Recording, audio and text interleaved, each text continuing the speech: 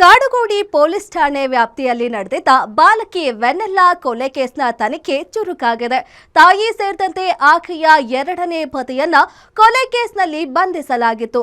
ಆದರೆ ಕಾಡುಗೋಡಿ ಪೊಲೀಸ್ ಸಿಬ್ಬಂದಿಯ ವಿರುದ್ಧ ಕರ್ತವ್ಯ ಲೋಪ ಕಂಡು ಬಂದ ಹಿನ್ನೆಲೆ ಬಾಣಸವಾಡಿ ಎಸಿಪಿ ಅನುಷಾ ನೇತೃತ್ವದಲ್ಲಿ ರೆಡಿಯಾಗಿರೋ 8 ತಂಡಗಳಿಂದ ವಿವಿಧ ಆಯಾಮಗಳಲ್ಲಿ ತನಿಖೆ ನಡೆದಿದೆ.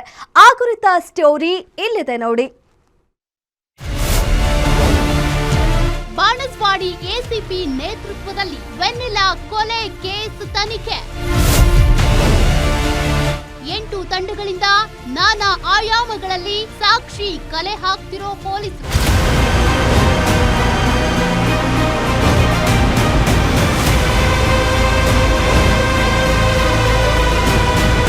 ಮಾರ್ಚ್ 24ರಂದು ಕಾಡುಗೋಡಿ ಪೊಲೀಸ್ ಠಾಣಾ ವ್ಯಾಪ್ತಿಯಲ್ಲಿ ತಾಯಿಯಿಂದಲೇ ನಡೆದಿರುವ ಬಾಲಕಿ ವೆನ್ನೆಲ್ಲಾ ಕೊಲೆ ಕೇಸ್ ತನಿಖೆ ಈಗ ಹೈ ವೋಲ್ಟೇಜ್ ಪಡ್ಕೊಂಡಿದೆ. ಪ್ರಕರಣದ ತನಿಖಾಧಿಕಾರಿ ಬದಲಾವಣೆಯಾಗ್ತಿದ್ದಂತೆ ಕಾಡುಗೋಡಿ ಪೊಲೀಸರು ಕೊಲೆ ಪ್ರಕರಣಕ್ಕೆ ಸಂಬಂಧಪಟ್ಟ ಎಲ್ಲಾ ಕಡತಗಳು ಹಾಗೂ ವರದಿಗಳನ್ನ ಬಾಣಸವಾಡಿ ಎಸಿಪಿಯವರ ತನಿಖಾ ತಂಡಕ್ಕೆ ಹಸ್ತಾಂತರಿಸಿದ್ದಾರೆ. ಹಸ್ತಾಂತರಗೊಂಡ ತನಿಖಾ ವರದಿಯನ್ನ ಮೊದಲಿಗೆ ಪರಿಶೀಲನೆ ನಡೆಸಿರುವ ಹೊಸ ತನಿಖಾ ತಂಡಕ್ಕೆ ಹಳೆ ಪೊಲೀಸರ ನಡೆ ಮೇಲೆ ಭಾರಿ ಅನುಮಾನಗಳು ಮೂಡಿವೆ.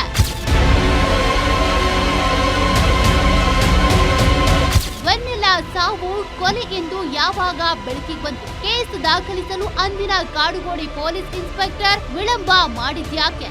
ಈ ವಿಳಂಬದ ಹಿಂದೆ ಯಾವುದಾದ್ರೂ ಬಲವಾದ ಆಮಿಷವಿತ್ತ? ಆರೋಪಿಗಳ ಹಿನ್ನೆಲೆ ಏನು?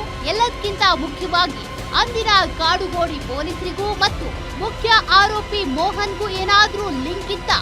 ಈ ಎಲ್ಲ ಗಂಭೀರ ಅನುಮಾನಗಳ ಮೇಲೆ ಹೊಸ ತನಿಖಾ ತಂಡ ಈಗ ಸಾಕ್ಷಿಗಳನ್ನ ಕಲೆ ಹಾಕುವ ಕೆಲಸಕ್ಕೆ ಕೈ ಹಾಕಿದೆ.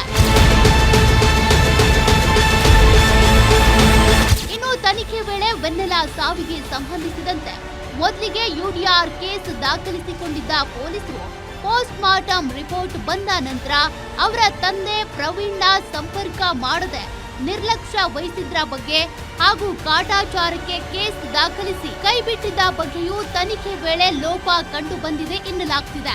ಇನ್ನೊಂದೆಡೆ ಬಾಲಕಿ ಕೊಲೆ ಕೇಸ್ ಸಂಬಂಧ 8 ತಂಡಗಳಿಗೆ ಒಂದೊಂದು ಜವಾಬ್ದಾರಿ ನೀಡಿತು. ಕೂಲಂಕುಷವಾಗಿ ಪರಿಶೀಲನೆ ನಡೆಸಿ ಸಿಸಿಟಿವಿ, ಸಿಡಿಆರ್, ಟವರ್ ಲೊಕೇಶನ್ ಸೇರಿದಂತೆ ವೆನ್ನೆಲ್ಲಾ ಕೊಲೆ ಕೇಸ್ಗೆ ಯಾವುದೇ ಸಾಕ್ಷಿ ಮಿಸ್ ಆಗದಂತೆ ಸಂಗ್ರಹಿಸಲು ಸೂಚಿಸಲಾಗಿದೆ. ಇನ್ನೊಂದೆಡೆ ಮೋಹನ್ ವಿಚಾರಣೆ ವೇಳೆ ಮೋಹನ್ ಗಂಟೆಗೊಂದು ಗಳಿಗೆಗೊಂದು ಹೇಳಿಕೆ ನೀಡುತ್ತಿದ್ದು ಪೊಲೀಸರು ಸೈಂಟಿಫಿಕ್ ಹಾಗೂ ಟೆಕ್ನಿಕಲ್ ಎವಿಡೆನ್ಸ್ ಕಲೆ ಹಾಕೋಕೆ ತನಿಖೆಯನ್ನ ಚುರುಕಿನಿಂದ ನಡೆಸಿದ್ದಾರೆ. SK Manjunath, crime bureau, guarantee news.